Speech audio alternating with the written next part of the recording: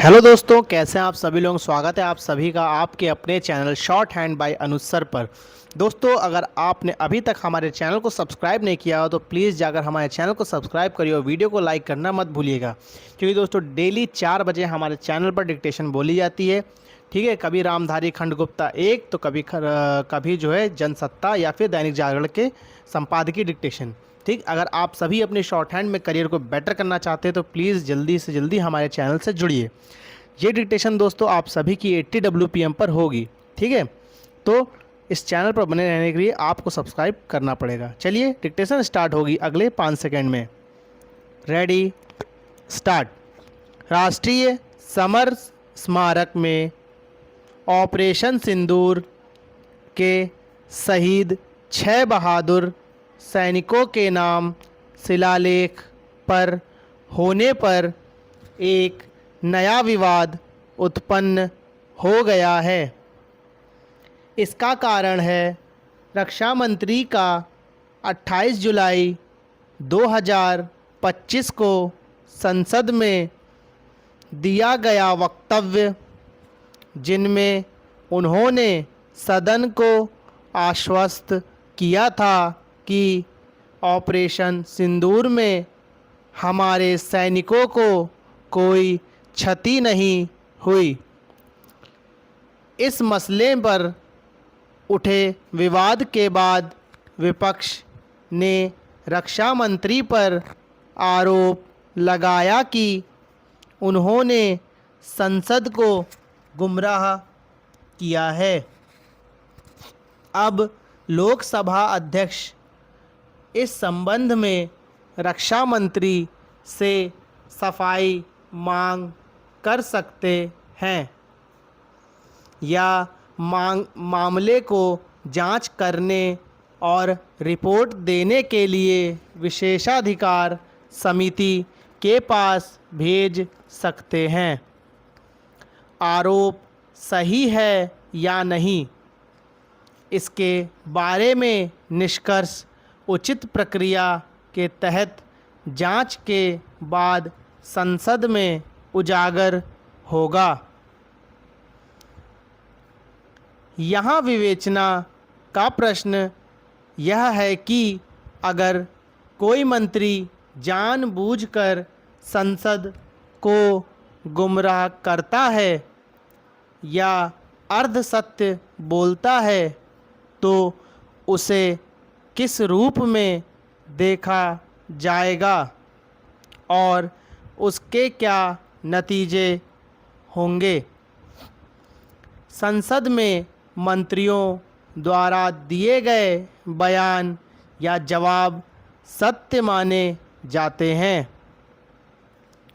जब तक कि कोई सदस्य तथ्यों को चुनौती ना दे या मंत्री स्वयं ही उसे अपनी त्रुटि बताएं और उसमें अध्यक्ष की अनुमति से सुधार करें। दी गई सही और तथ्यात्मक जानकारी के आधार पर ही राष्ट्र की विधायिका समुचित चर्चा कर सकती है, सुचिंतित निर्णय ले सकती है या उपयुक्त विधान पारित कर सकती है। सही और पूर्ण जानकारी के आधार पर ही संसद कुशलतापूर्वक और प्रभावी ढंग से काम कर सकती है। हमने जिस संसदीय लोकतांत्रिक ढांचे को अपनाया है उसमें मंत्रिपरिषद संसद के प्रति जवाबदेह है। इसलिए संसद को दी जाने वाली जानकारी हमेशा सही, पूरी और समय पर मिलनी चाहिए। इसके बिना जवाबदेही का सिद्धांत महज एक कोरी कल्पना मात्र रह जाएगा। संसद के प्रति कार्यपालिका की जवाबदेही हमारे संसदीय लोकतंत्र की धुरी है और इसलिए मंत्रियों का यह कर्तव्य है कि वे संसद और उसकी समितियों को सही, पूरी और समय पर जानकारी दें।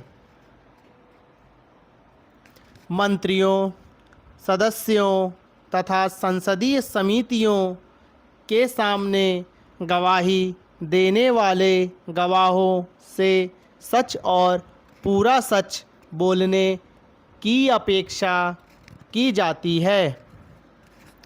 समितियों द्वारा तो गवाहों को हमेशा यह याद दिलाया जाता है कि उनकी गवाही सच होगी, वे कुछ भी छिपाएंगे नहीं और उनकी गवाही का कोई भी हिस्सा गलत नहीं होगा।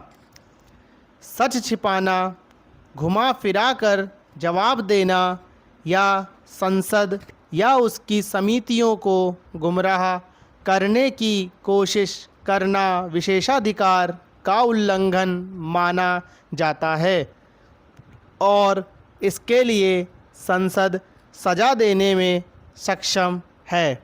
धन्यवाद। तो दोस्तों, मैं आशा करता हूँ आप सभी को डिक्टेशन बहुत अच्छी लगी होगी। अगर डिक्टेशन आप सभी की छूट जाती है दोस्तों, परेशान नहीं होना है, ठीक है। स्पीड को आपको कम करके डिक्टेशन करनी है, उसको एक बार ट्रांसक्राइब जरूर करना है। अगर कोई शब्द फंसता है तो उसके एक अलग कॉपी पे नोट करिए, उसकी एक आउटलाइन बनाइए। उसके बाद दोस्तों एक एक आउटलाइन की 5-5 बार प्रैक्टिस करिए। उसके बाद वापस से आप इस डिक्टेशन को जब करेंगे तो देखेंगे पिछले मुताबिक आपकी गलतियाँ बहुत ज़्यादा कम हो गई हैं, ठीक है। तो फिर हम लोग मिलते हैं कल फिर इसी वीडियो के साथ। तब तक के लिए धन्यवाद। जय हिंद, जय भारत। अपने डिक्टेशन को करते रहिए।